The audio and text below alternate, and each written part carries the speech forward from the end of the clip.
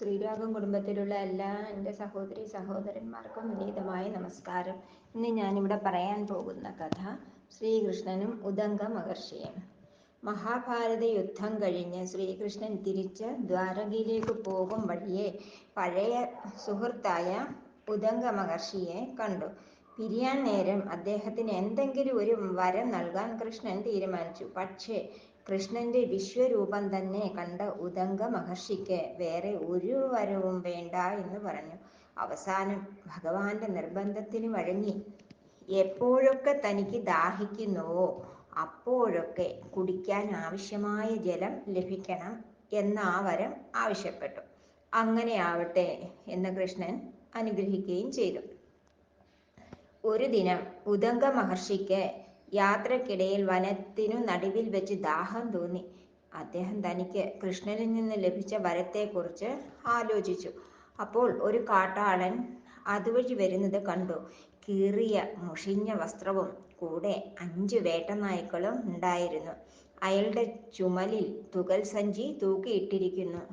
ഉദംഗ മഹർഷിയെ കണ്ട കാട്ടാളൻ ചിരിച്ചുകൊണ്ട്, "അങ്ങയെ കണ്ടിട്ട് ദാഹം കൊണ്ട് തളർന്നു പോലെയുണ്ടല്ലോ, ഇതാ ജലം കുടിച്ചാലും" എന്ന് ആ കാട്ടാളൻ പറഞ്ഞു.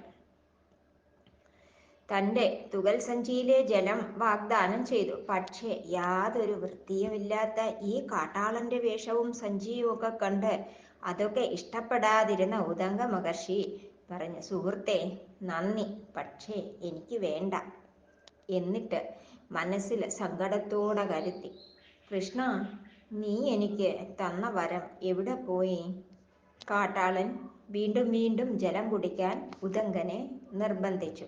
പക്ഷേ മഹർഷി വെള്ളം വേണ്ട എന്ന് നിഷേധിച്ചു കൊണ്ടേയിരുന്നു. അവസാനം കാട്ടാളൻ അപ്രത്യക്ഷനായി.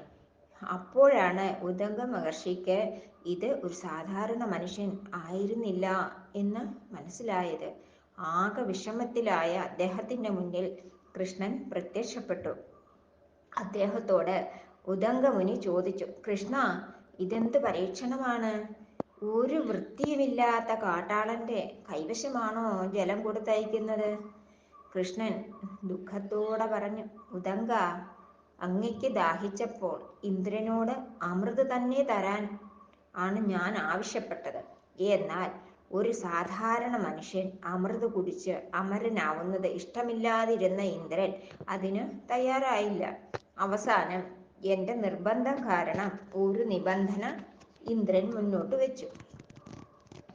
ഒരു കാട്ടാളന്റെ രൂപത്തിൽ പോയി മാത്രമേ താൻ ഉദംഗന് അമൃതം കൊടുക്കൂ എന്നായിരുന്നു ആ നിബന്ധന.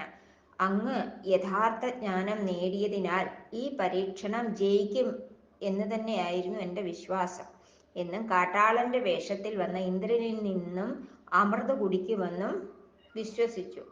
ഞാനത് സമ്മതിച്ചു. പക്ഷേ ഇതാ നിന്റെ മനസ്സിലെ ഭേദഭാവം കാരണം ഇന്ദ്രന്റെ മുന്നില് ഞാനും തോറ്റുപോയിരിക്കുന്നു." ഇത് കേട്ട ഉദംഗ മഹർഷിക്ക് തന്റെ തെറ്റ് മനസ്സിലായി. യഥാർത്ഥ ജ്ഞാനം തനിക്ക് ഇതുവരെ ലഭിച്ചിട്ടില്ല എന്ന് തന്നെ മനസ്സിലാക്കിക്കാൻ വേണ്ടി കൃഷ്ണൻ തന്നെ നടത്തിയ ഒരു പരീക്ഷണമാണെന്ന് അദ്ദേഹത്തിന് ബോധ്യമായി. ഒരാളുടെ കുലമോ വസ്ത്രമോ ഒന്നും അല്ല പ്രധാനം എന്നും എല്ലാവരും തുല്യരാണ് എന്നുമുള്ള കാര്യം ഉദംഗൻ മറന്നുപോയിരുന്നു. കാട്ടാളനിലും ഉള്ളത് ഒരേ ഈശ്വരൻ തന്നെയാണ് എന്ന് ഉദംഗ മുനിക്ക് കൃഷ്ണൻ മനസ്സിലാക്കി കൊടുത്തു.